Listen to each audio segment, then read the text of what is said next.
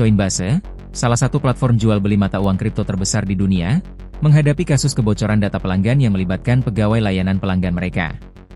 Sekitar 70.000 data pelanggan diduga bocor setelah pegawai menerima suap dari penjahat siber. CEO Coinbase, Brian Armstrong, mengungkapkan polisi Hyderabad, India, telah menangkap mantan agen layanan pelanggan Coinbase terkait kasus ini. Armstrong menegaskan bahwa penangkapan tersebut bukan yang terakhir, dan perusahaan akan terus mengejar semua pelaku hingga menerima hukuman.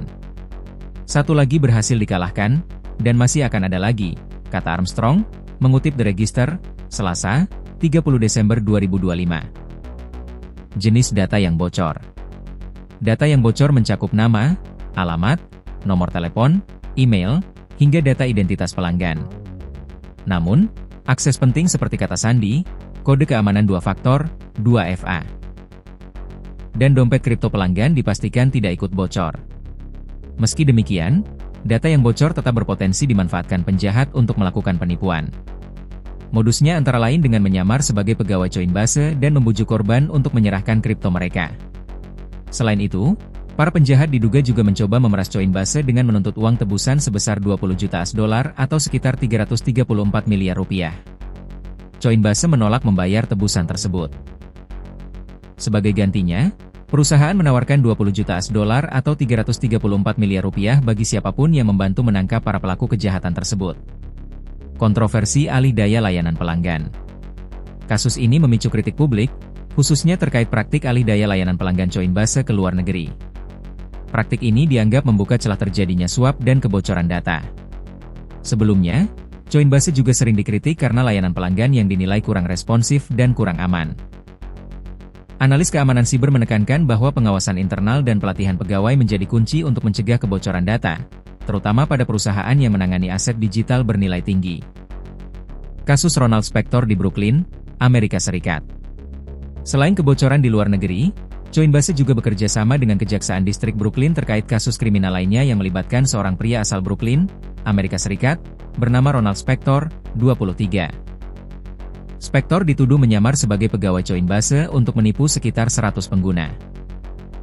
Modus operandi yang dilakukan Spector adalah membujuk korban dengan dalih akun mereka terancam diretas, lalu meminta aset kripto mereka dipindahkan ke dompet miliknya. Total kerugian dari kasus ini mencapai 16 juta $, atau sekitar 267 miliar rupiah. Penegak hukum berhasil menyita 600.000 $, atau sekitar 10 miliar rupiah dari hasil kejahatan Spector. Coinbase menegaskan, kasus Spector tidak terkait langsung dengan kebocoran data pelanggan yang terjadi di luar negeri, meski modusnya sama-sama menyamar sebagai pegawai Coinbase. Langkah pencegahan Coinbase.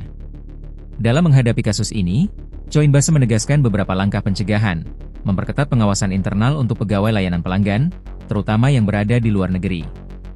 Meningkatkan keamanan data dan enkripsi agar akses ke informasi sensitif tidak disalahgunakan. Bekerja sama dengan pihak berwenang internasional untuk mengejar pelaku dan menegakkan hukum. Mengedukasi pelanggan agar lebih waspada terhadap modus penipuan, termasuk menolak komunikasi mencurigakan yang mengaku dari Coinbase. Armstrong menekankan, meski data pribadi bocor, aset kripto pelanggan tetap aman karena informasi penting seperti kata sandi, kode 2FA, dan dompet digital tidak ikut terungkap. Dampak dan saran pakar. Menurut pakar keamanan siber, kasus ini menyoroti risiko keamanan di perusahaan fintech global, terutama yang menggunakan alih daya atau outsourcing. Kasus ini mengingatkan kita bahwa perusahaan kripto harus menjaga keamanan internal sama seriusnya dengan keamanan jaringan digital, kata seorang analis siber yang dikutip Reuters. Pakar juga menyarankan pengguna kripto lebih waspada, selalu memeriksa identitas pihak yang menghubungi, dan tidak mudah memberikan informasi pribadi atau memindahkan aset digital kepada pihak lain tanpa verifikasi resmi. Kebocoran data Coinbase yang melibatkan pegawai layanan pelanggan menunjukkan bahwa ancaman keamanan internal bisa sama seriusnya dengan serangan siber eksternal. Meski aset kripto tetap aman, perusahaan harus meningkatkan pengawasan dan sistem keamanan internal, sementara pelanggan harus lebih hati-hati dalam berinteraksi dengan pihak yang mengaku dari Coinbase. Kasus ini juga menekankan pentingnya kolaborasi global antara perusahaan dan penegak hukum untuk menindak kejahatan siber yang lintas negara.